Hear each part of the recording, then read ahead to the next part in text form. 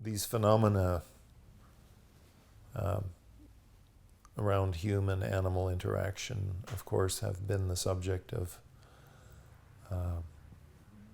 thinking in anthropology around animism and totemism for a very long time.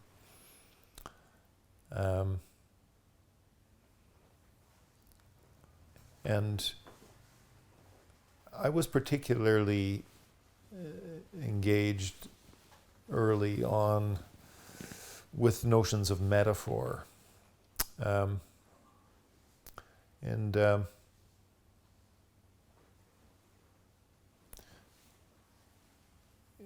always remember a statement from Paul Ricoeur's rule of metaphor that we cannot say what the world is, we can only say what the world is like.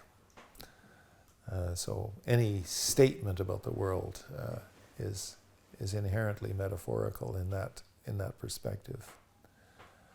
And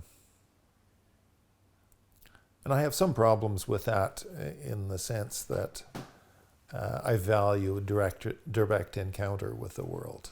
I don't want to think that my only access to the world is through representation. Nevertheless, I accept the wisdom of that statement in as much as from the moment that we attempt to communicate our experience, we are required to represent. And we are therefore, if you like, condemned to metaphor. And so to understand a Cree world of equality, radical equality with the animal, or radical partnership with the animal, might be a better way of putting it. One is certainly getting into what feels like a different metaphor of being. And it is a metaphor of reciprocity, of gift, of sentient communication as ubiquitous. In that sense, it is animistic. I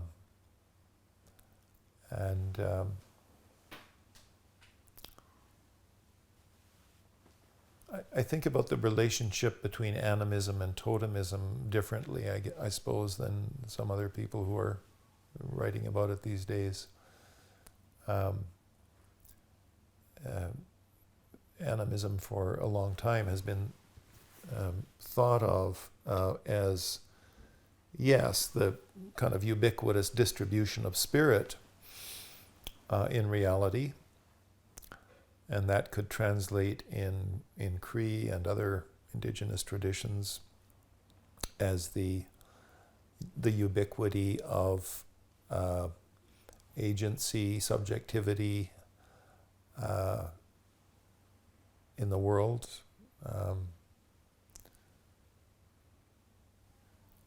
But it's been perceived in anthropology and in general in modern culture as an error, as an anthropocentric error, as though we have been projecting our human subjectivity, agency, communicative capacity, symbolic use into the rest of reality. So the human becomes a metaphor for reality writ large in that sort of understanding of animism. And totemism then is the inverse in a way, because we're taking elements and relations from the natural, in quotes, natural world to symbolize and to explore and to understand what it is to be human. And in that sense, I mean, part of me wants to say, well, these are really the same. They're different faces of the same operation. They're not. It's not that some cultures are totemic and other cultures are animistic. It's rather that, in fact, all cultures, but Western modernity least of all, have this oscillation between totemic and animistic roots of metaphor.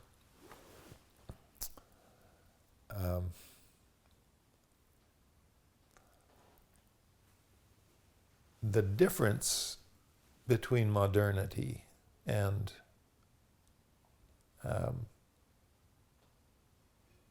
many hunter-gatherer and other, horticultural, pastoral cultures globally. The big difference is, I think, comes back to the kinds of social relations that we have. Societies that are egalitarian, interestingly enough, tend to be egalitarian in their perspective on their relations not only with other humans, but their relations with other life. And for us Westerners,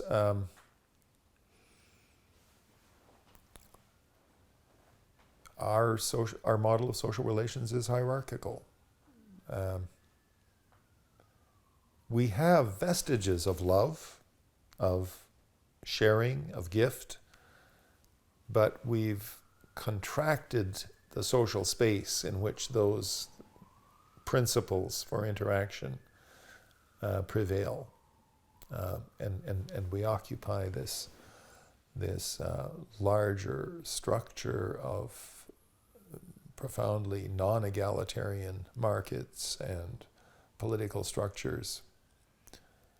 And our metaphor is one of species superiority, of dominance, of course. And you can run that all the way from Genesis to the early social philosophers, the precursors of Darwin himself, social Darwinism, the capitalist ideology that just as competitive survival is for the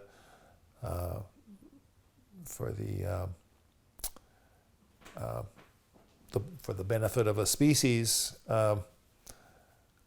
competitive economics are for the benefit of a society, and so we tell ourselves these stories all anchored in a metaphor of ourselves as competitive actors, and inequality becomes a necessary evil, if an evil at all.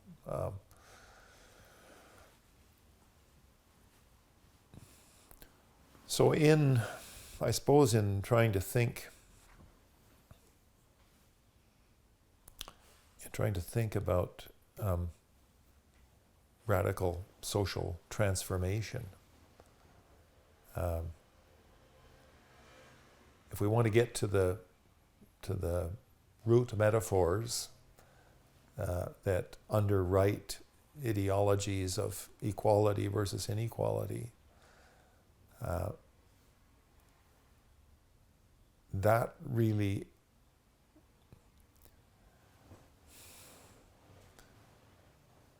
seems to me to be the profound challenge politically. And it seems almost,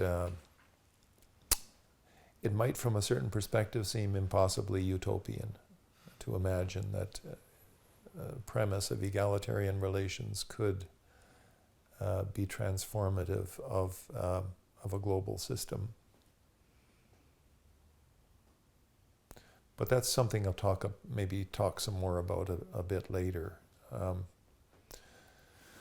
To bring this back to knowledge construction,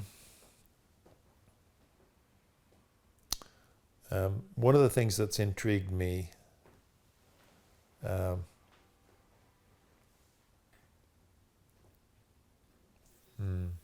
rephrase this.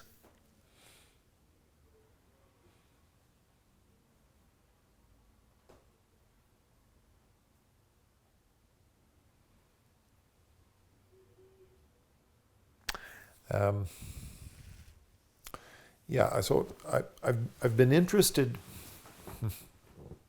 I've been interested in how practical behavior, practical experience, and strategic behavior in the world are both informed by paradigms, grand metaphors of interaction, human to human, human to other than human, and how those grand metaphors inform behavior.